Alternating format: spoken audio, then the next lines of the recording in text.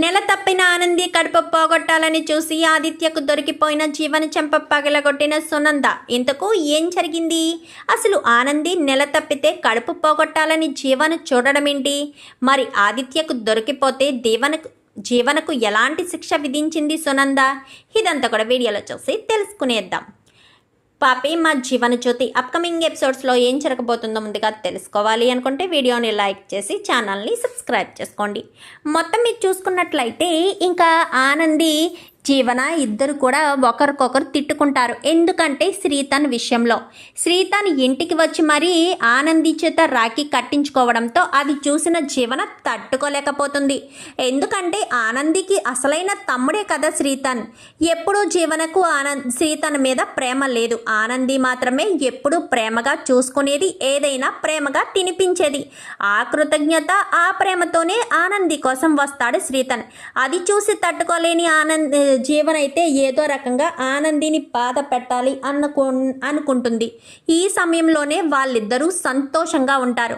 ఏంటి జీవన ఆదిత్య ఆనంది ఇద్దరు సంతోషంగా ఉండడం చూసిన శ్రీపతి అయితే సునందకు చెప్తాడు. వాళ్ళిద్దరికీ మొదటి రాత్రి ఏర్పాటు చేస్తే వాళ్ళు జీవితం మొదలు పెడతారు కదా. పెళ్ళైన తర్వాత ఎన్నో కష్టాలు అనుభవించారు. వాళ్ళిద్దరూ ఎడబాటు అయ్యారు. ఇప్పుడు వాళ్ళిద్దరినీ సాంప్రదాయబద్ధంగా మనమే ఒకటి చేస్తే వాళ్లకు ఒక లైఫ్ మొదలవుతుంది కదా అని చెప్పనేసరికి మీ ఆలోచన బాగానే ఉందండి. పంతులు గారికి ఇప్పుడే ఫోన్ చేసి మంచి రోజు చూడమని చెప్తాను అని చెప్పి వెంటనే పంతులు గారికి ఫోన్ చేస్తుంది సునంద. చేసేసరికి ఈరోజు అద్భుతంగా ఉందమ్మా అని చెప్పనేసరికి సరేనండి అనగాని, ఏమండి అర్జెంటుగా ఈరోజే మనం ఫస్ట్ నైట్ ఏర్పాట్లు చేయాలి. అర్జెంటుగా ఫ్లవర్స్ అన్నీ తెప్పించి డెకరేషన్ అన్నీ చేంజ్ చేసేయండి అని చెప్పాను. కానీ ఇప్పటికిప్పుడు అంటే వాళ్ళు ఒప్పుకుంటారా అని చెప్పనేసరికి ఎందుకు ఒప్పుకోరు? వాళ్ళు దాని గురించి ఎదురు చూస్తున్నారు. వాళ్ళు మాత్రం సంతోషంగా ఉండాలని కోరుకోరా ఏంటి అని చెప్పనేసరికి వాళ్ళిద్దరికీ మొత్తం అందరినీ పిలిచి అదే విషయం చెప్పడంతో ఇంకా ఆనంది కాస్త సిగ్గుపడి వెళ్ళిపోతుంది. ఆదిత్య కూడా నేను సాయంత్రం తొందరగా రావాలమ్మా అనగానే, సాయంత్రం తొందరగా రావడం ఏంట్రా, ఈవేళ నువ్వు ఆఫీస్కి వెళ్ళకపోయినా పర్వాలేదు అనగానే, ఎందుకు ఇంట్లో ఉండి ఏం చేస్తాడు వెళ్ళని అని చెప్పనేసరికి వెళ్తాడు. వెళ్ళిన తర్వాత వెళ్ళి వస్తూ సారీ తీసుకొస్తాడు. అమ్మ ఏమనుకోకపోతే ఈ చీర ఆనందిని కట్టుకోమని చెప్తాను అనగానే, నీ భార్యను నువ్వు చీర కట్టుకోమని చెప్పడానికి అభ్యంతరం ఏంట్రా, నీ ఇష్టమని ఆనందికి చీరిస్తాడు. ఆ చీరే కట్టుకుని రెడీ అవుతుంది ఆనంది. ఇంకా ఫస్ట్ నైట్ గదిలో అంతా రెడీ చేస్తారు. ఇద్దరికి మొదటి రాత్రి ఏర్పాటు చేస్తారు. ఒకరి మీద ఒకరికి ఇష్టం ఉండడంతో ఇంకా ఎలాంటి అభ్యంతరం లేకుండా ఇద్దరు కూడా చాలా సంతోషంగా ఉంటారు. ఇదంతా చూసిన జీవన తట్టుకోలేకపోతుంది. జీవన వాళ్ళకి ముందే మొదటి రాత్రి ఏర్పాటు చేసిన తన తల పొగరుతో ఎప్పుడు కూడా చైతన్య మనసుని గెలుచుకోదు కదా జీవన. సో ఆనంది ఇటు ఆదిత్య ఇద్దరు చాలా సంతోషంగా ఉంటారు. ఫస్ట్ నైట్ హనీమూన్కి పంపించాలని ప్లాన్ చేస్తే ఆపేశారు కదా. సో ఇంట్లోనే ఫస్ట్ నైట్ అయిపోయిందన్న విషయం తెలుసుకున్న అలేఖ్య మాత్రం తట్టుకోలేకపోతుంది. దాన్ని ఏదొకటి చెయ్యాలి అనగానే, నేను చూసుకుంటాను కదా అని చెప్పి జీవన చెప్తుంది. ఇంక ఇలాగే ఉండగానే ఇంకా వాళ్ళని దూరంగా ఎక్కడికో పంపించడం ఎందుకు, పైగా ఎవరికి తెలియకుండా పంపిస్తే బెటర్ అని చెప్పి వాళ్ళిద్దరిని దగ్గరలో ఉన్న ఒక రిసార్ట్కి పంపిస్తారు. అది ఏదో కంపెనీ పని ఉందని చెప్పి చెప్తారు. బయటకు అందరికీ చెప్పినా వాళ్ళిద్దరికి మాత్రం మొదటి రాత్రిని సీక్రెట్గానే చేయాలనుకుంటారు. ఎందుకంటే జీవన కుళ్ళి బుద్ధి ఏంటో తనకు బాగా తెలుసు. పైగా అలేఖ్య కూడా తోడైందన్న విషయం తెలుసుకుంటుంది సునంద. ఇద్దరికి ఏదో చెయ్యాలనుకుంటుందని. సో ఆ రకంగా హనీమూన్కి పంపించేసరికి ఇద్దరు కూడా చాలా హ్యాపీగా ఉంటారు.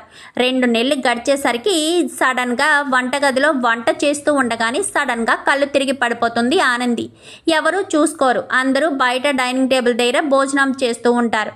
చేసేసేసరికి ఏంటి ఆనంది ఇంకా రావట్లేదు, కర్రీ తీసుకురావడానికి వెళ్ళి అనుకుంటూ సునంద వెళ్ళేసరికి కింద పడిపోయి ఉంటుంది.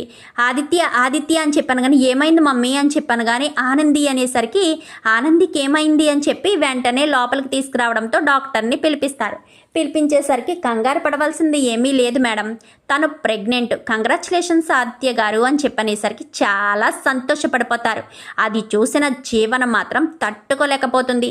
వెంటనే అదే విషయాన్ని అలేఖ్యకు చెప్పడంతో అలేఖ్య అసలే ఇక్కడ సీనుగాడితో కలిసి ఉండలేక ఇంకా ఇక్కడ తంటాలు పడలేక అక్కడ ఆదిత్య ఆనంది ఇద్దరు సంతోషంగా ఉంటున్నారని తట్టుకోలేక ఏదో ఒకటి చెయ్యాలి జీవన అని చెప్పాను, కానీ ఏం చేస్తాను, ఏదో ఒకటి నేనే ప్లాన్ చేసి దాని బిడ్డ కడుపులోనే అంతమైపోయేటట్టు చేస్తాను అంటూ ప్లాన్ చేస్తుంది. ప్లాన్ చేసేసరికి ఇంకా ఎవరో ఇది ఉంది కదా ఇందుమతి ద్వారా ఒక పొడుం తెప్పించి ఆ పొడాన్ని కాస్త ఎప్పుడూ లేని వంటగదిలోకి జీవన వెళ్ళడం చూస్తాడు ఆదిత్య. అయితే ఇదేంటి వంటగదిలో అడుగు పెట్టడమే చిరాగ్గా ఫీల్ అవుతుంది, అదేంటి హడావిడిగా వంటగదిలోకి వెళ్తుంది అని చెప్పి అనుకుంటాడు. అనుకున్నవాడు కాస్త ఎందుకు అని చాటుగా ఉండి చూస్తూ ఉండేసరికి ఒక జ్యూస్లో ఒక పౌడర్ తీసి కలుపుతూ ఉంటుంది. పౌడర్ ఏదో కలుపుతుందేంటి జ్యూస్లో, ఇది ఎవరికి ఇవ్వడం కోసం అనుకుంటూనే అసలు ఎవరికి ఇవ్వడం కోసం ఇదంతా చేసిందన్న విషయం తెలుసుకోవాలని కొంచెం సైలెంట్గా ఉంటాడు. వెంటనే జ్యూస్ తీసుకొచ్చి ఆనంది అని చెప్పి ఆనంది గదిలోకి తీసుకొస్తుంది. తీసుకొచ్చేసరికి ఇంకా జ్యూస్, ఇదిగో ఆనంది నీకోసమే జ్యూస్ తీసుకొచ్చాను. జ్యూస్ తీసుకొచ్చావా? నా కోసం తీసుకొచ్చావా? అవును, నీకోసమే. ఎంతో ప్రేమగా తీసుకొచ్చింది ఆనంది.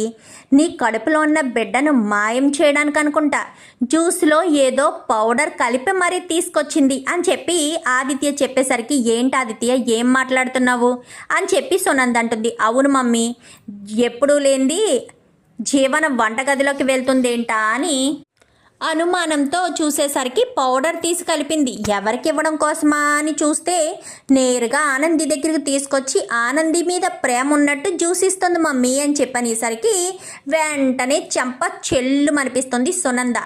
అత్తయ్య అని చెప్పాను కానీ ఏ ఆదిత్య చెప్పేది నిజం కదా, నువ్వు ఇందులో ఏం కలపలేదా అనగాని నేనేం కలుపుతాను అనగాని అయితే నువ్వే తాగు అనేసరికి ఈలోపు శ్రీపతి చైతన్య ఇద్దరు వస్తారు. ఏమైంది మమ్మీ అనగాని జరిగిన విషయం చెప్పేసరికి ఖచ్చితంగా ఏదో కలిపే ఉంటుంది మమ్మీ, లేదంటే తాగడానికి ఎందుకింత సంకోచిస్తుంది, ఏదో కలిపే ఉంటుంది, లేదంటే ఇలా ఉండదు కదా ఈవిడ గారికి ఎప్పుడూ లేనిది వదిన మీద ఎంత ప్రేమ పెరిగిందంటే అనుమానించాల్సిన విషయమే అని చెప్పి మాట్లాడేసరికి అది కాదు అత్తయ్య, అది అనగానే చి నోర్ము, ఇక్కడి నుంచి వెళ్ళు, నీకు దక్కలేని ఆనందం ఆనందికి దక్కిందని నువ్వింత స్వార్థంగా ఆలోచించకూడదు. నీకన్నా ముందు పెళ్ళయింది వాళ్ళు ఇంటి పెద్దవాళ్ళు, ఆ మాత్రం వాళ్ళకి విలువ ఉండదా? అయినా నువ్వు ప్రెగ్నెంట్ అయితే నిన్ను ప్రేమగానే చూసుకుంటాం కదా, నువ్వు స్వార్థంతో ఏ పని చేసినా స్వార్థంతో చేస్తావు, ఎలా చేయడం వల్లే నిన్ను వెనక వేసి చూడవలసి వస్తుంది. అయినా నువ్వు పదే ఇలాంటి పిచ్చి వేషాలు వేస్తే మాత్రం మర్యాదగా ఉండదానంది, జీవన, మర్యాద పోగొట్టుకుంటావు. నీకు ఇంట్లో విలువ తగ్గించుకునేది నువ్వే, ఎవరో విలువను తగ్గించరు. తను కడుపుతో ఉంది, నీ కక్క లాంటిది, అలాంటిది నువ్వు ఇలాంటి పిచ్చి పని చేసావా? మీ అమ్మకు ఫోన్ చేసి చెప్పనా, మీ నాన్నకు ఫోన్ చేసి చెప్పనా అనగాని వద్దత్తయ్య, ఇంకెప్పుడు ఇలాంటి పిచ్చి పని చెయ్యను అనగాని నోరు మూసుకుని వెళ్ళు. చూడు ఆనంది, ఎప్పుడు కూడా జీవన ఏమిచ్చినా తాగొద్దు, నీకేం కావాల్సినా నాకు చెప్పు, స్వయంగా నేనే తీసుకొచ్చిస్తాను. జీవనం ఉన్న ఇంట్లో జాగ్రత్తగా ఉండాలి, ఈరోజు దొరికింది కదా అని అస్తమాను దొరుకుతుందని అస్సలు అనుకోకూడదు ఆదిత్య. జీవనకు ఆనంది మీద చాలా కోపం ఉంది, ఈర్ష్య కూడా ఉంది, అందుకే తనకు డెలివరీ అయిన తర్వాత కూడా చాలా జాగ్రత్తగా చూసుకోవాలి అని చెప్పి సునంద కాస్త చెప్తుంది. అలాగే మమ్మీ, ఎక్కడికక్కడ చూసుకుంటూనే ఉంటాను, ఏమన్నా కావాల్సి వస్తే నన్ను అడుగు, లేదా ఆదిత్యని అడుగు, మేమేమీ నీ గురించి ఇబ్బంది పడం. అలాగని నువ్వు ఇబ్బంది పడి వంటగదిలోకి వెళ్ళి ఏమీ చేయవలసిన అవసరం లేదు, అన్నీ నేను చూసుకుంటాను. ఇప్పుడు నువ్వు ఒట్టి మనిషివి కూడా కాదు, నా ఇంటి వారసుడు నీ కడుపులో పెరుగుతున్నాడు, జాగ్రత్తగా ఉండు ఆనంది అని చెప్పాను. కానీ అలాగే అత్తయ్య అని చెప్పనేసరికి అందరూ వెళ్ళిపోతారు. ఏమండి అంటూ ఇంకా ఆదిత్యని పట్టుకుని ఏడుస్తుంది. ఎందుకు ఆనంది ఏడుస్తున్నావు? నీకు నేను లేనా? నీకు ఏదైనా ప్రమాదం జరుగుతూ ఉంటే నేను చూస్తూ ఊరుకుంటానా?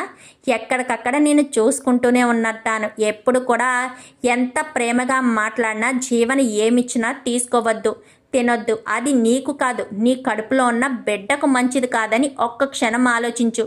జీవన ఏదైనా మాట్లాడుతుంది, పాముల రెండు నాలుకలుంటాయి, మంచిగాను మాట్లాడుతుంది, చెడుగాను మాట్లాడుతుంది, కడుపులో మాత్రం ఎప్పుడు విషం పెట్టుకునే ఉంటుంది అని చెప్పి మాట్లాడేసరికి జీవనకు నా మీద ఎందుకంత కోపం? జీవనకు నేను నా లైఫ్ ఇచ్చిందే నేను, ఆ కృతజ్ఞత లేకపోవడంతో నా మీదే కోపంతో ఉంటుంది. తన ఈర్ష్య బుద్ధితో తన అందరినీ దూరం చేసుకుంటూ నన్ను అంటదెందుకు అని చెప్పి ఆనంది కాస్త బాధపడుతూ ఉంటుంది. మరి విషయం జ్యోతికి తెలుస్తుందా లేక పద్దాలకు తెలుస్తుందా? అంతవరకు వెళ్ళకముందే ఏదైనా జరిగితే మరి ఆదిత్య వాళ్ళు జీవనని వదిలిపెడతారా? చూద్దాం మరి రాబోయే ఎపిసోడ్స్లో ఏం జరుగుతుందో. వీడియో నచ్చితే లైక్ చేసి ఛానల్ని సబ్స్క్రైబ్ చేసుకోండి. పక్కనే ఉన్న బెల్ సింబల్లో ఆల్ పై క్లిక్ చేయండి. Thank you for watching.